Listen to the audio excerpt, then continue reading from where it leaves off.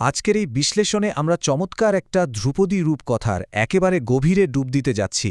গল্পটার নাম তোষামোদের মূল্য এবং বোকা পাহারাদার। আপাতদৃষ্টিতে শুনলে মনে হতে পারে, আরে এটা তো স্রেফ একটা চুরি যাওয়া মাংসের টুকরো সাধারণ গল্প। কিন্তু একদমই তা নয়। এর পড়তে পড়তে লুকিয়ে আছে মনস্তাত্ত্বিক কারসাজি, মাত্রাতিরিক্ত অহংকার আর প্রাণীদের, কিংবা বলতে পারি আমাদের নিজেদেরই দুর্বলতার দারুণ একটা পাঠ। তো চলুন আর দেরি না করে সোজা মূল আলোচনায় ঢোকা যাক, আর দেখা যাক এই ছোট্ট একটা ঘটনা থেকে কত গভীর একটা শিক্ষা বের করে আনা যায়। শুরুতেই খুব ইন্টারেস্টিং একটা প্রশ্ন সামনে চলে আসে। কি ঘটে যখন অহংকার আর তোষামোদ মুখোমুখি হয়? এটাই মূলত আমাদের আজকের কাহিনীর একদম কোর মনস্তাত্ত্বিক দ্বন্দ্ব। এই গল্পে যে শুধু দুটো প্রাণী দৌড়াচ্ছে তা কিন্তু নয়, বরং এখানে চলছে বুদ্ধির এক সূক্ষ্ম স্নায়ুযুদ্ধ।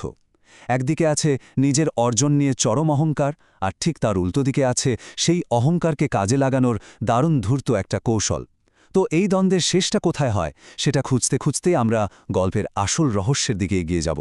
চলুন একেবারে শুরু থেকে শুরু করা যাক। প্রথম পর্ব, চুরি করা মাংস। যে কোনো ক্লাসিক গল্পের মতোই এই গল্পের পটভূমিও খুব দ্রুত একটা উত্তেজনার পারদ চড়িয়ে দেয়। চরিত্রগুলোর দিকে যদি একটু তাকাই, এই সরাসরি তুলনামূলক চিত্রটা সত্যিই চমকপ্রদ। একদিকে আছে দারুণ সাহসী কিন্তু প্রচণ্ড বোকা একটা কুকুর। সে অসম্ভব অহংকারী, খুব সহজেই তার মনোযোগ এদিক ওদিক ঘুরিয়ে দেওয়া যায়, আর সে চরমভাবে প্রতিক্রিয়াশীল। আর ঠিক তার বিপরীতেই আছে একটা চতুর ধূর্ত শিয়াল। মূল কাহিনী থেকে আমরা জানতে পারি যে শিয়ালটা সকালের নাস্তা পর্যন্ত করেনি, মানে সে প্রচণ্ড ক্ষুধার্ত। কিন্তু সে শুধু ক্ষুধার্তই নয়, সে রীতিমতো কৌশলগত দিক থেকে অত্যন্ত দক্ষ, আর তার দেখার চোখ খুব তীক্ষ্ণ। এই যে দুজনের চরিত্রের একেবারে বিপরীত মেরু, এটাই কিন্তু গল্পের সামনের ঘটনাগুলো শক্ত ভিত্তি তৈরি করে দেয়। দৃশ্যপটটা একটু চোখের সামনে কল্পনা করার চেষ্টা করি আমরা। চারদিকে একটা বনের পরিবেশ, আর তার ভেতর দিয়ে চলে যাওয়া একটা সেতুর উপর দিয়ে দ্রুত দৌড়ানোর দৃশ্য। কুকুরটা বাজার থেকে বেশ বড়সড় এক টুকরো মাংস চুরি করে এনেছে, আর সেটা মুখে নিয়েই সে যত দ্রুত সম্ভব বাড়ির দিকে ছুটছে। সে ভাবছে, ব্যাস, সে তো জিতে গেছে। কিন্তু অন্যদিকে ওই ক্ষুধার্ত শিয়ালটা বনের ভেতর দিয়ে যাওয়ার সময় এই পুরো দৃশ্যটা দেখে ফেলে। ব্যাস, তার সামনে চলে আসে দারুণ একটা সুযোগ। শিয়ালটা খুব ভালো করেই জানে গায়ের জোরে সে হয়তো কুকুরের সাথে পেরে উঠবে না, কিন্তু তার কাছে অন্য একটা মক্ষম অস্ত্র ঠিকই আছে। আর সেই মৌখাম অস্ত্রটার নামই হল তোষামোদ বা চাটুকারিতা। চলে আসছে দ্বিতীয় পর্বে, তোষামোদের ফাঁদ। ঠিক এখান থেকেই শারীরিক দৌড়ঝাঁপের ব্যাপারটা পুরোপুরি একটা মনস্তাত্ত্বিক খেলায় রূপ নেয়। গল্পের এই অংশটা শেখার মতো একটা জায়গা। শিয়াল কিন্তু সরাসরি কোনো আক্রমণ করে না, বরং খুব নিখুঁতভাবে ধাপে ধাপে সে কুকুরের অহংকারে সরসরি দিতে শুরু করে। প্রথম ধাপে সে দূর থেকে চিৎকার করে বলে ওঠে, বাহ, তোমার পাগুলো কি সুন্দর! ফলাফলটা কি হলো?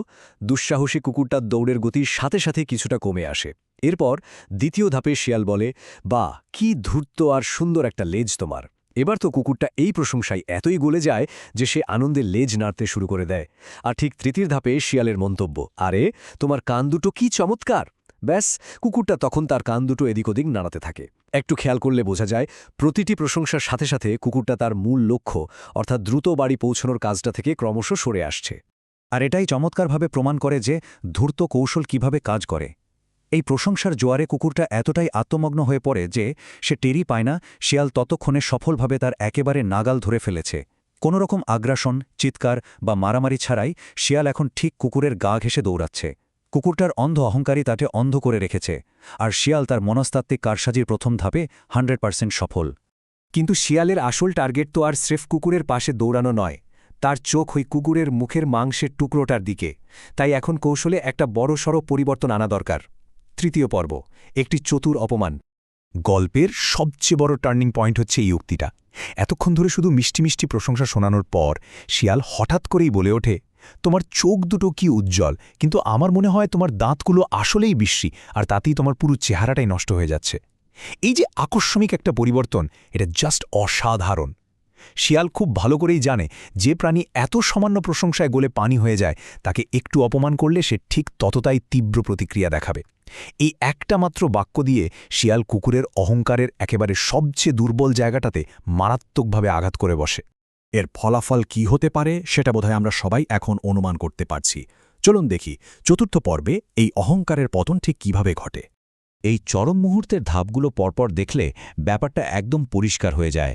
প্রথমত, নিজের দাঁত সম্পর্কে এমন অপমানজনক কথা শুনে দুঃসাহসী কুকুরটা চরম অপমানিত বোধ করে, তার ইগোতে খুব বাজেভাবে লাগে।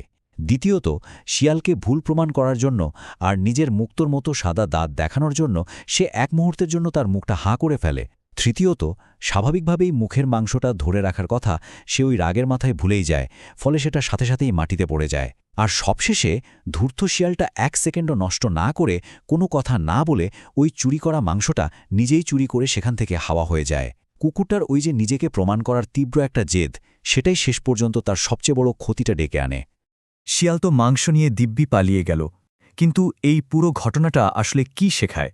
চলুন শেষ পর্বে প্রবেশ করি, গল্পের মূল শিক্ষা। মাংস নিয়ে পালানোর সময় শিয়ালটা মনে মনে ভাবে যে আজ তার একটা রাজকীয় ভোজ হবে, কিন্তু এখানে খুব অদ্ভুত একটা সমীকরণ তৈরি হয়। কুকুরটা মাংস চুরি করেছিল বাজার থেকে, একজন কসাইয়ের কাছ থেকে।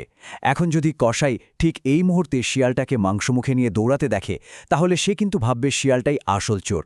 মানে বিষয়টা দাঁড়ালো, কুকুরের অপরাধের সম্ভাব্য শাস্তিটা এখন জুটতে পারে শিয়ালের কপালে। আর এই পুরো পরিস্থিতিটা দারুণ একটা প্রবাদের সাথে মিলে যায়, অশুভ হাওয়া কারুরই ভালো করে না। ইংরেজিতে যাকে বলে এল উইন্ড ব্লোজ নোবডি গুড। এর সোজা অর্থ হলো, যখন কোনো একটা নেতিবাচক কাজ বা খারাপ কিছুর সূচনা হয়, যেমন ওই যে বাজার থেকে চুরি করাটা, তখন এর সাথে জড়িয়ে থাকা নেতিবাচক প্রভাবগুলো চারপাশের সবার জন্যই কোনো না কোনোভাবে একটা অনাকাঙ্ক্ষিত বিপদ ডেকে আনে।